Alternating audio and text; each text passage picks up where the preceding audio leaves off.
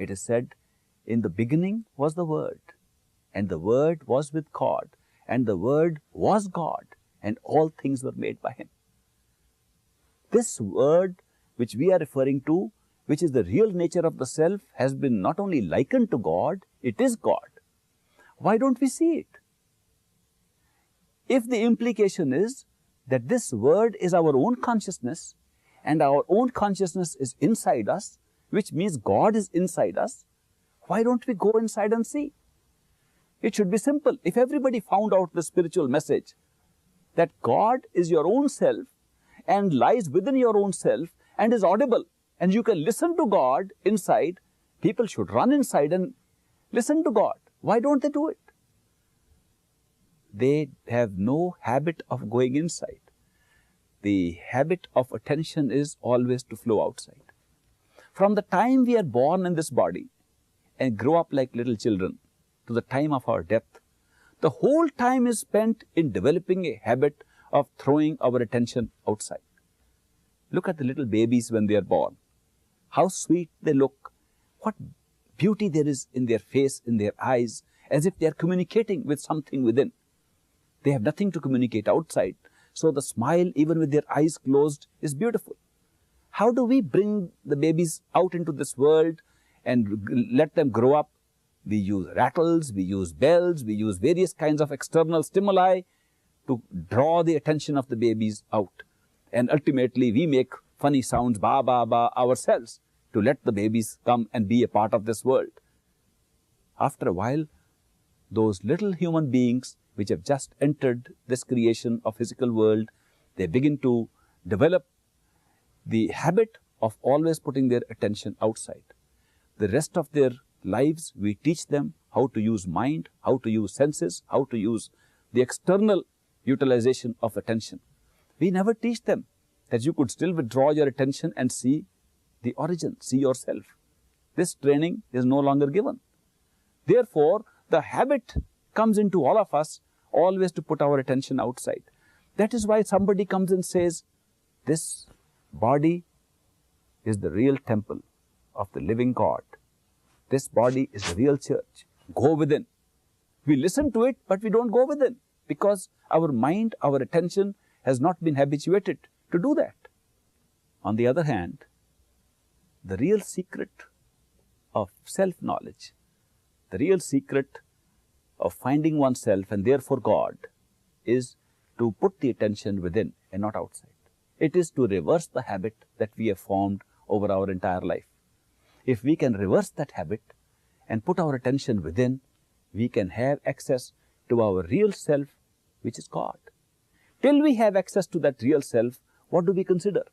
We consider that what is going out of us is our real self.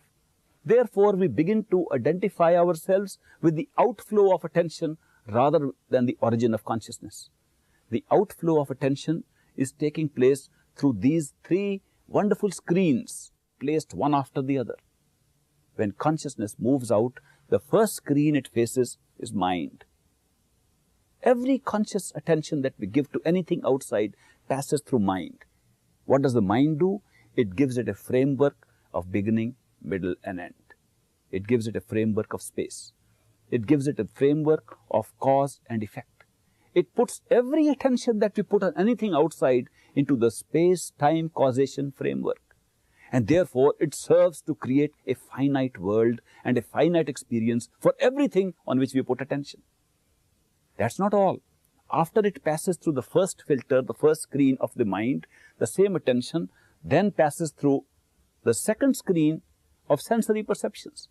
So the attention doesn't go just as attention or consciousness, it goes either as seeing or hearing or touching or tasting or smelling. Therefore, the attention is going to pick up experience only confined to these three or these five sense perceptions. These five sense perceptions tied up with the time, space and framework of causation, these tie down the experience into a very limited way. And this is not all. The third screen attention passes through is the physical body. So that we associate the different parts of the physical body with the flow of attention. We say we have physical eyes, therefore we can see. We have physical ears, therefore we can hear. We have physical senses of touch, taste and smell. Therefore, we can have these senses.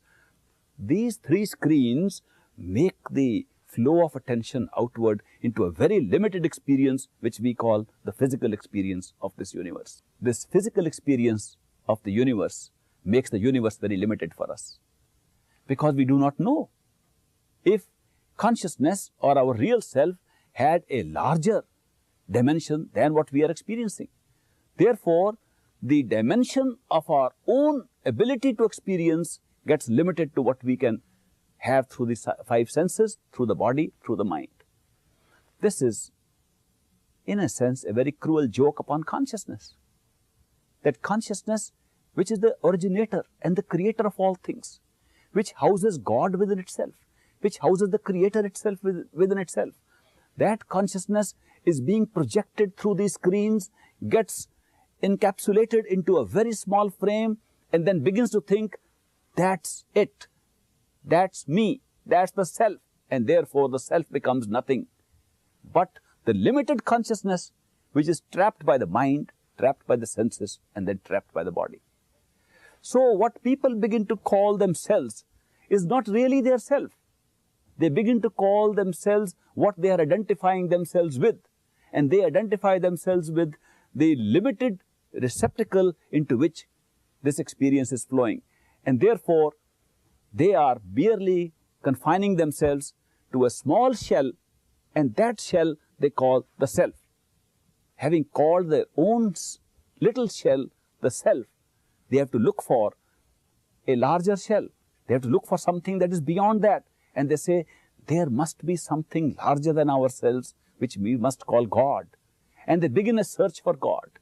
But since the attention is directed outward in that little shell, the same consciousness begins to look for the reality outside and goes from here to there, and in illusion and delusion, in superstition, it goes all over and doesn't find the reality, till the message comes home to us that this is not the reality.